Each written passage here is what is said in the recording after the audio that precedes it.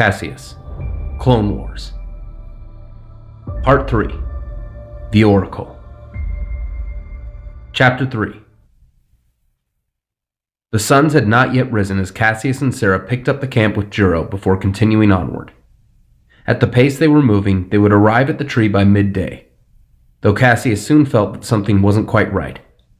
Sarah looked at him puzzled. "What is it?" "I don't know. I don't think we're alone here." Juro picked up his comlink and called to the ship.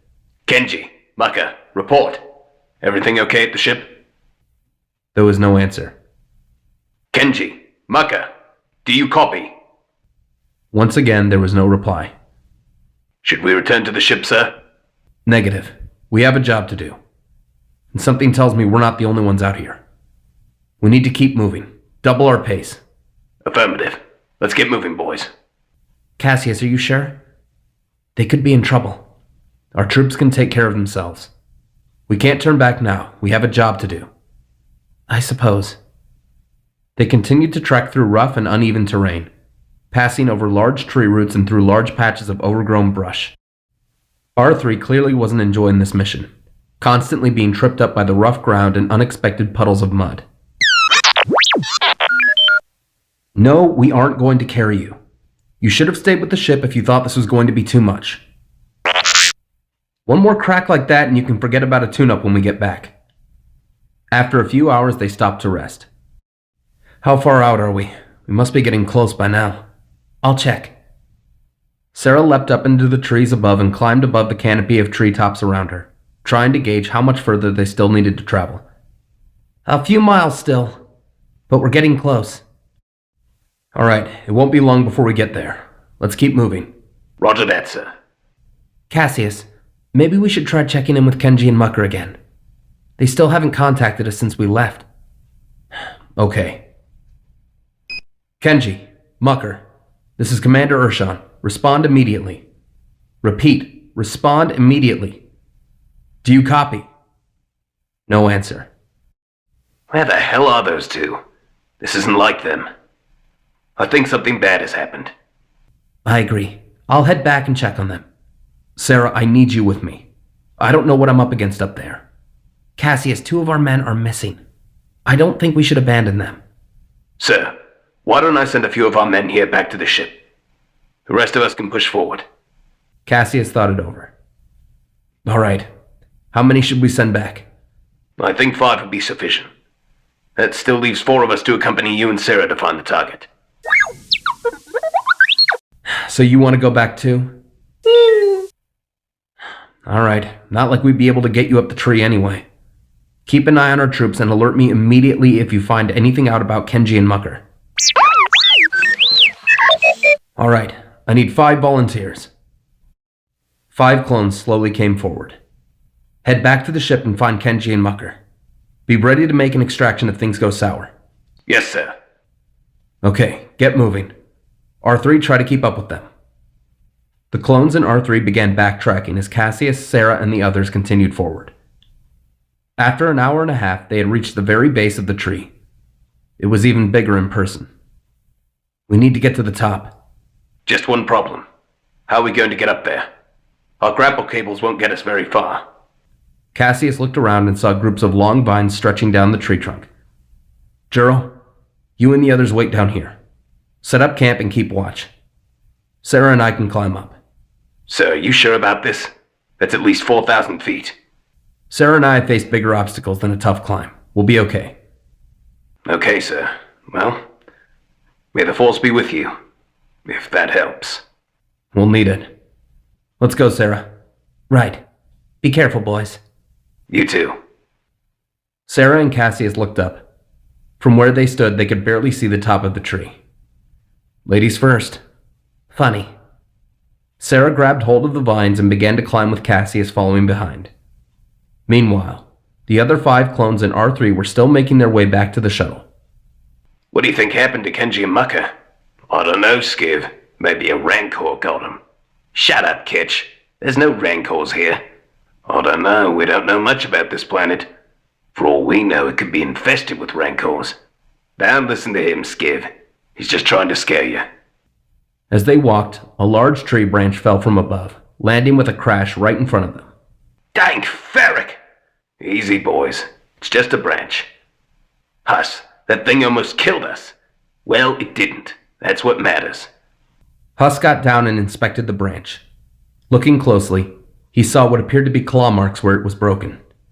No, it ain't a rancor, but something's up there. Skiv, see if you can pick up anything on your scanner. Skiv! The clones looked around in shock. Skiv had vanished. Skiv, where are you? He was just here. What is it, droid? R3 quickly rolled into the nearby bushes. Get out here, R3. We need to stick together and find Skiv. A few twigs and pieces of bark suddenly fell from the treetops, landing on Kitch. He looked up just in time to see two metal clawed feet crush him into the dirt, as Grievous leapt from the treetops. Grievous, take him down! The clones fired at Grievous, who ignited his lightsabers and deflected every shot before lunging forward, plunging all four blades into Kitch. Before anyone could react, Grievous flung the corpse of the fallen clone directly into Huss, knocking him off his feet. The remaining clone desperately fired several shots at the droid general, who deflected them back, hitting the clone in the heart before turning his attention to Huss. Huss stood and tried to fire back, but Grievous sliced his weapon in half before pinning Huss to a tree, ripping his helmet off and glaring into his eyes with murderous intent. Where are they? Tell me and you'll die quickly.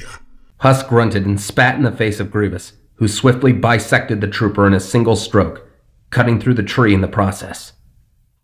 Stepping towards the bodies of the fallen troopers, Grievous looked in the dirt and saw their tracks. You can run, but you cannot hide. Grievous quickly began making his way along the tracks, following in the direction of the tree. As soon as he was gone, R3 slowly emerged from the bushes and beeped sadly upon seeing the carnage. Looking back and forth in both directions, he continued making his way back to the ship. Meanwhile, Caseus and Sarah were now several hundred feet up as they continued their ascent up the tree. "How are you doing, Caseus?" "Fine. Never better." As Caseus grabbed hold of one of the vines, it gave way and snapped, causing the young Jedi to lose his footing. "Caseus!" Sarah reached out with the Force and held on to Caseus, stopping his fall. Slowly, she brought him back to the vines and he grabbed hold. "Thanks. I owe you one." "I'll add it to the list. There's a big branch up there where we can stop to rest." "All right. Be careful." They climbed higher and soon made their way up to the limb of the tree and sat down. It was big enough to be a tree all its own, so they had a decent amount of room to sit. "Do you need some water?" "Sure." Caseus took a sip of water from his canister and passed it to Sarah, who took a healthy swig. "I can sense it. Not much farther now." "I sense it too. This energy is unlike anything I've felt before. Whoever they are, they certainly don't feel like a Jedi. It doesn't feel Sith-like either. It's not dark or light, it's just pure energy. Still, be on your guard.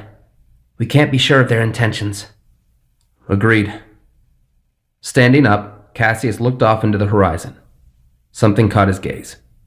"Sarah, look at this." Sarah stood and saw the twin suns of Kelja slowly setting over the endless sea of treetops. "Wow. If time weren't of the essence, I wouldn't mind staying up here a little longer." Caseus looked at Sarah and smiled softly. "We should get moving." "Gotcha." They quickly resumed their climb. The higher they went, the more branches and tree limbs there were to use as footholds and ledges. Soon, they were leaping from limb to limb. The energy they felt was now closer than ever. "Sarah, I think I found it." Sarah made her way over to Caseus, who was standing in front of a large cave-like entrance into the tree. "This is it. Be careful." Caseus nodded and walked inside, turning on his lightsaber to give them much-needed light. The tunnel began winding upwards to a set of carved wooden steps. From below, they could hear the crackling of a fire. Walking up the steps, they found themselves in a large room built inside of the tree.